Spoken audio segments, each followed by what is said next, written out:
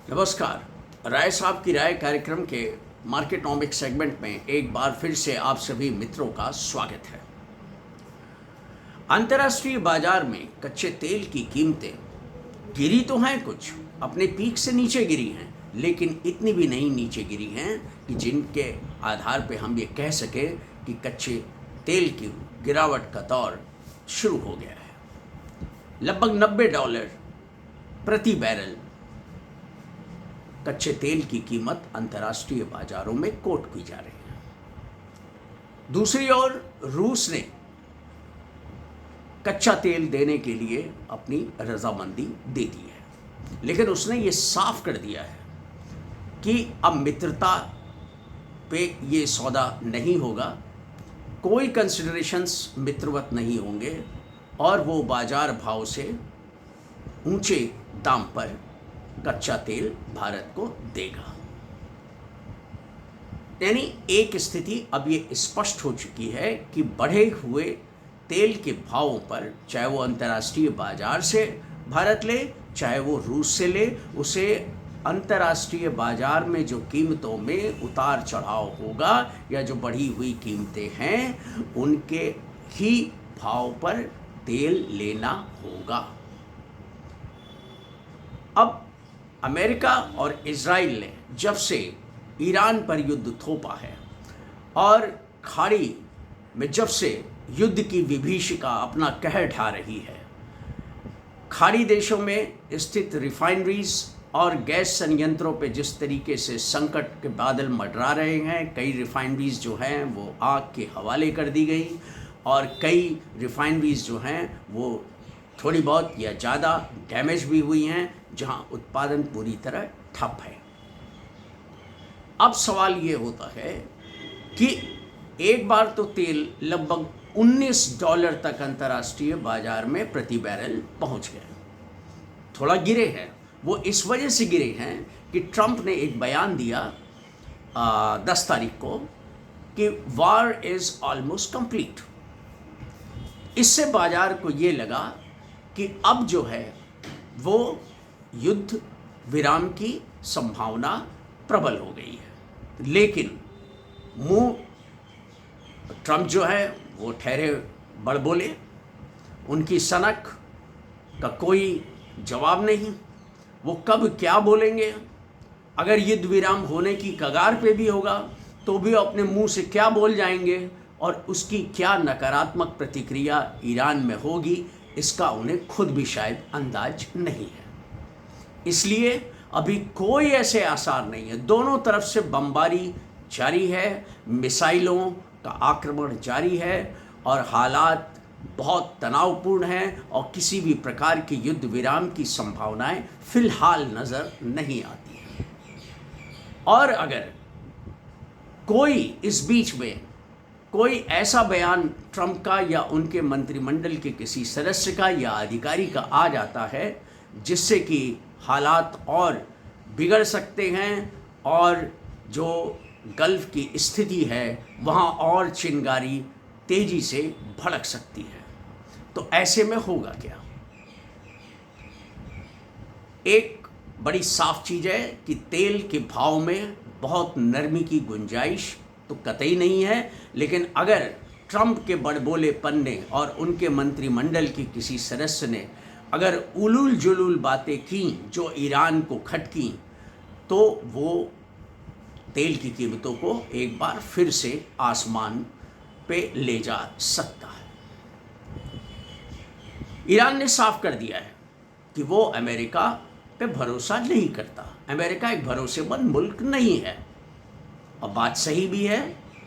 जब युद्ध के पहले ईरान और अमेरिका के बीच में जब वार्ता हो रही थी, ईरान बहुत सी चीज़ों के लिए राजी भी हो गया था, लेकिन पीठ पे छुरा भोंकते हुए अमेरिका और इजराइल ने ईरान पर अचानक हमला शुरू कर दिया। अब इसका खामियाजा भुगतना किसको पड़ेगा? इसका खामियाजा सारी दुनिया को भुगतना पड़ेगा। क्यों खास करके भारत को विशेष तौर पे। अब देखिए, यहाँ गणित समझने की कोशिश कीजिए। भारत का जो तेल रिजर्व है, यानी कच्चा तेल रिजर्व जो है हमारे पास, जिससे हम रिफाइन करके पेट्रोल, डीजल, एटीएफ या अन्य दूसरे पदार्थ तैयार करते हैं, तो वो लगभग 1.5 महीने से ज़्यादा का अमूमन नहीं होता। अब सरकार इस बारे में जब कुछ स्पष्ट जानकारी देगी कि हमारे पास एक्चुअली में कितना रिजर्व मौजूद है, अदरवाइज जो तमाम एनालिस्ट हैं या जो तमाम अन्य सोर्सेस हैं, जो कुछ खबरें आ रही हैं उनके मुताबिक हमारे पास लगभग 1.5 महीने का रिजर्व है। और ये मैं तब की बात बता रहा हूँ जब युद्ध की शुरुआत नहीं हुई थी।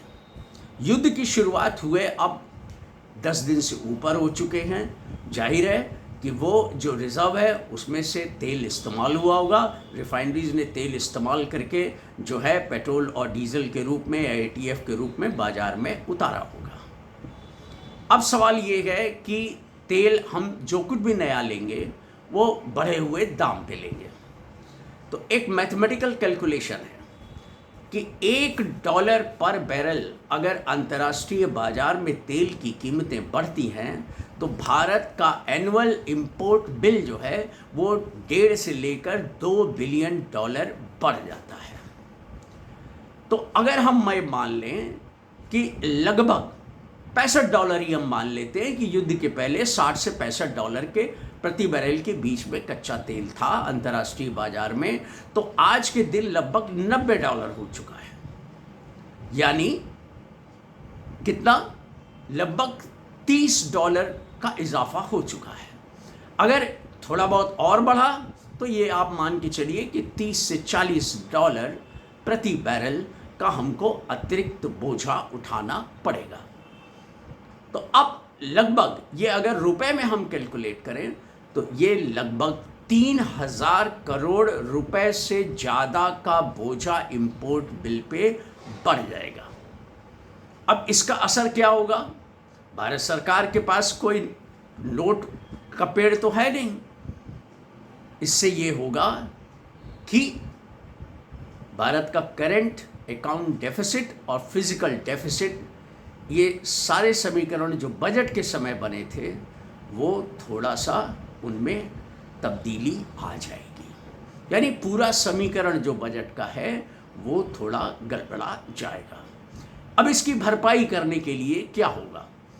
एलपीजी के तो भाव प्रति सिलेंडर 60 रुपये सरकार ने बढ़ा दिए।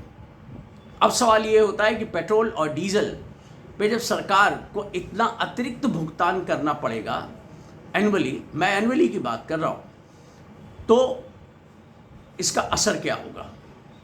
पहले एक थोड़ा कुशन था कि हम रूस से लगभग अपनी ज़रूरत का 40% तेल लेते थे, 45% तक तेल हमने लिया और वो उसका भुगतान हम रुपए में करते थे। तो ये हमारे पास एक बहुत बड़ा कुशन था, एडवांटेज था। लेकिन अब हमें ज़्यादा से ज़्यादा अंतर्राष्ट्रीय बाज़ार से तेल लेना पड़ेगा, जिसका भुगतान हमको जो है वो डॉलर में करना होगा।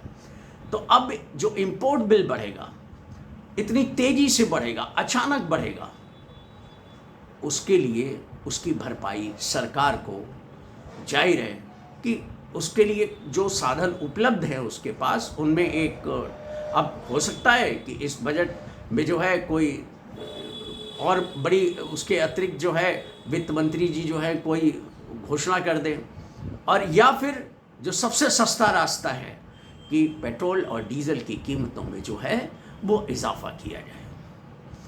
एलपीजी की कीमतें बढ़ी, इससे ये थोड़ा संकेत तो मिलता है कि जो कुछ भी ये आर्थिक संकट पैदा होगा उसकी भरपाई शायद उसी मद से की जाए जिस मद के कारण ये संकट खड़ा होगा। तो पेट्रोल डीजल की किल्लत की संभावना तो उतनी नहीं नज़र आती, लेकिन इनके दाम बढ़ने की संभावना इस वजह से थोड़ी ज़्यादा बढ़ जाती है क्योंकि सरकार का इंपोर्ट बिल बढ़ना ही बढ़ना है। इसके अलावा जब हमें डॉलर और खर्च करना पड़ेगा और इतने बड़े पैमाने पे डॉलर खर्च करना पड़ेगा, तो ऐसी स्थिति में रुपए पे बहुत ज़्यादा दबाव पड़ेगा। और रुपया वैसे ही 91 से 92 के बीच में जो है उठापटक के दौर से गुजर रहा है, तो ऐसे में रुपए की कीमत और ज़्यादा गिर सकती है। और इसका खामियाजा ये होगा कि हमारा जो दूसरे देशों से, अन्य देशों से जो हम आयात डॉलर में करते हैं, उसके लिए हमको जो है वो डॉलर में जब हम भुगतान करेंगे तो वो भी एक अतिरिक्त बोझ बढ़ जाएगा। तो ये कुल मिला करके अगर युद्ध जल्दी नहीं रुका, हम तो यही ऊपर वाले से मनाते हैं कि युद्ध जल्दी से जल्दी रुके, नॉर्मलसी जल्दी से जल्दी रिस्टोर हो और जीवन सबका सामान्य हो और किसी प्रकार की महंगाई ना आए। लेकिन अगर इस डॉलर के दबाव को, इस इम्पोर्ट बिल के दबाव को कम करना होगा तो सरकार को हर हालत में थोड़े बहुत तो भाव बढ़ाने पड़ सकते हैं। अब ये सरकार का फैसला है, वो बढ़ाती है कि नहीं बढ़ाती है, वो उसका अपना फैसला है, उस बारे में हम कोई भी अनुमान नहीं लगा सकते। लेकिन जो हालात और जो परिस्थितियां हैं उनके अनुसार ऐसा ही लगता है कि पेट्रोल और डीजल के भाव इन हालात में बढ़ने लाजमी हैं। अब इसका असर क्या होगा? अगर पेट्रोल और डीजल के भाव बढ़ेंगे तो परिवहन महंगा होगा, माल ढुलाई महंगी होगी, नतीजतन महंगाई जो है वैसे ही अच्छी खासी लोगों को टीस दे रही है। और उसके बाद जो है वो महंगाई का क्या स्वरूप होगा, कितना विकराल स्वरूप धारण करेगी और लोगों की जेब पे किसका कितना बोझा पड़ेगा, इस बारे में तो समय बताएगा। तब तक के लिए मुझे इजाज़त दीजिए, मैं वीडियो को यही विराम देता हूँ। मेरा चैनल अगर आपने अभी तक सब्सक्राइब नहीं किया है तो प्लीज़ चैनल को सब्सक्राइब कीजिए, हमारा हौसला अफजाई कीजिए। अगर वीडियो अच्छा लगा हो तो उसे लाइक कीजिए और अपने दोस्तों, मित्रों और रिश्तेदारों को शेयर कीजिए। इसी के साथ नमस्कार, जय हिंद।